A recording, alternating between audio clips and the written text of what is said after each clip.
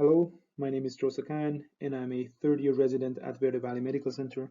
Today, I'll be presenting a case on disseminated Nocardia Otitidiscaviarum infection in an immunocompromised COPD patient on chronic glucocorticoids.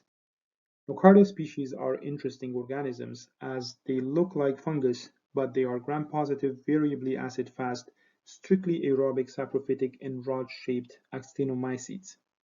They are ubiquitous in the environment, particularly in soil that is rich in organic matter, decaying vegetations, and standing water.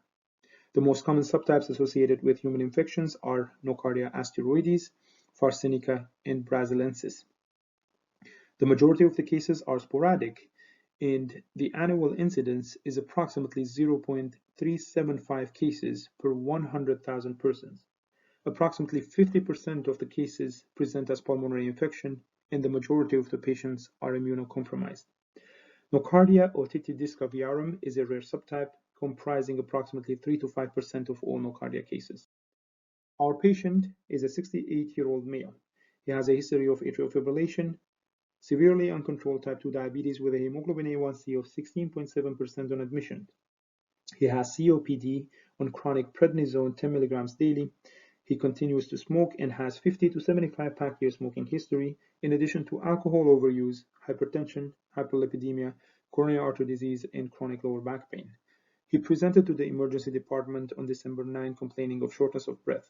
CTA of the chest at that time showed 4.5 centimeter oval consolidation within the left lower lung, and patient was hospitalized for sepsis secondary to left lower lobe nodular versus post-obstructive pneumonia, but unfortunately left against medical advice on the next day. He had a visit 2 days later to the emergency department reporting being compliant with antibiotics. Chest x-ray at that time did not show any significant changes. On December 20th, patient had another visit to the emergency department with worsening shortness of breath and new onset headache. Chest x-ray at that time showed enlarging, opaque, large mass-like opacity in the left lower lung zone, and CT of the head without contrast was unremarkable. Hospitalization was recommended, but again he left against medical advice. On the next day, patient's wife called 911 due to worsening headache, lethargy, and weakness, and patient was hospitalized. On arrival, he was afebrile, tachycardic, and tachypneic, saturating at 94% on room air, initially normotensive but rapidly deteriorated with a blood pressure of 82/50. On exam, he was an elderly, disheveled gentleman, somnolent and severely dehydrated with dried blood on his lips and mouth. Lung auscultation revealed generalized severe coarse crackles and wheezing. Heart was tachycardic with irregular rate and rhythm. Patient had nuchal rigidity with negative Brudzinski but positive Kernigstein. His labs were notable for WBC of 17.7 with 90% neutrophils and 6% bands. Sodium was 127, glucose of 237, and D-dimer of 220, and procalcitonin of 0.29. EKG confirmed atrial flutter with rapid ventricular response, but no ischemic changes. CT of the chest without contrast was obtained, which showed an enlargement of the left lower lobe superior segment lesion, which is now cavitary, measuring approximately 6 cm in diameter, in addition to abnormal bronchial wall thickening that extended to the left lower lobe bronchi into the mass with no mediastinal or hilar lymphadenopathy. Patient was stabilized in the emergency department and admitted to telemetry unit. Antibiotic coverage was broadened to include ceftriaxone, ampicillin, and vancomycin for meningitis coverage.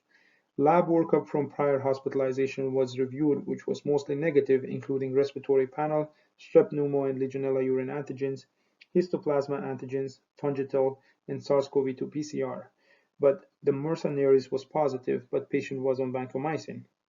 We obtained blood cultures, sputum culture with acid-fast stain, in addition to cocci antibodies, MTB PCR, interferon, GOLD test, and PPT skin test, which were all negative except for the sputum cultures, which we will reveal later. Lumbar puncture was considered but deferred due to patient being on Eliquis, but Eliquis was held on admission in anticipation for a biopsy. Patient's mentation significantly improved on the second day of hospitalization. Neurology and infectious disease were consulted and agreed on de-escalation of antibiotics as meningitis was less likely. On day 4 of hospitalization and due to unavailability of pulmonology service for bronchoscopy, CT-guided biopsy was obtained without any complications. On day 5 of hospitalization, patient deteriorated severely, was lethargic, and was complaining of the worst headache of his life. CT scan of the head without contrast was unremarkable. MRI of the brain was obtained, which showed multiple rim-enhancing structures in the supratentorial and infratentorial brain, in addition to asymmetrical enhancement of the choroid plexus in the right lateral ventricle, thin homogeneous leptomeningeal enhancement. These findings were discussed with the neurologist and the radiologist, and considering patient's history of chronic tobacco use, lung cancer with metastasis to the brain was the most likely differential diagnosis at this point. On day 8 of hospitalization, report from the left lung mass showed positive for organizing pneumonia and negative for neoplasm. Lung tissue and sputum cultures were both positive for filamentous branching gram-positive rods resembling nocardia.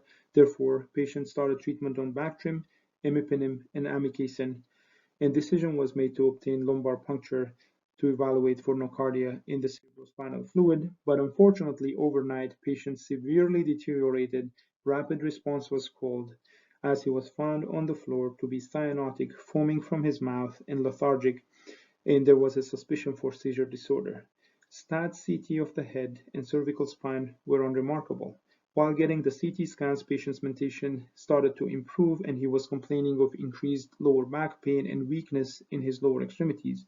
MRI of the lumbar spine was performed to rule out epidural abscess and was unremarkable as well. Due to unavailability of neurology and neurosurgery services and concern for seizure disorder, patient was transferred to a higher care facility. Nocardia species cause infection through inhalation of the fragmented bacterial mycelia, leading to pneumonia, and in most of the immunocompromised patients, this could lead to disseminated disease.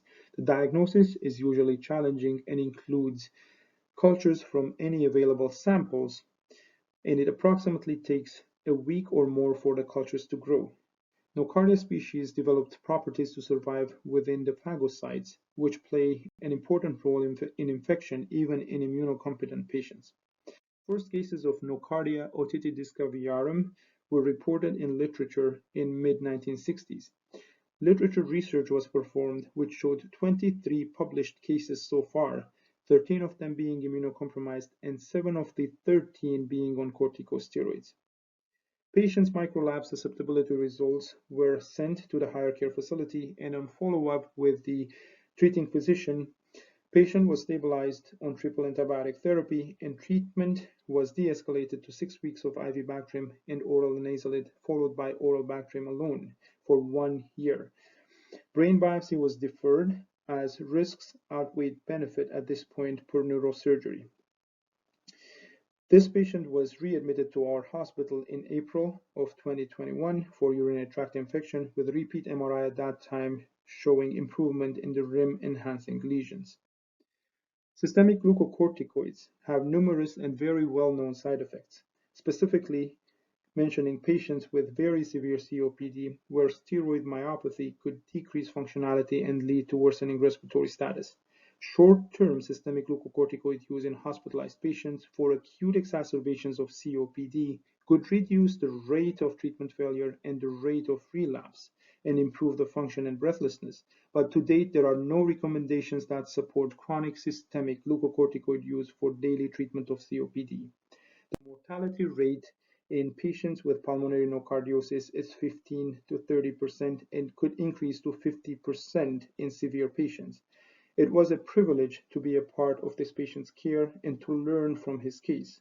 Observing this debilitated patient who required placement in a skilled nursing facility for more than 4 months, had multiple preventable comorbidities and unnecessary treatment with chronic systemic glucocorticoids was a strong reminder of our role as physicians to guide and educate patients through their treatment, always keeping in mind the principle of first do no harm.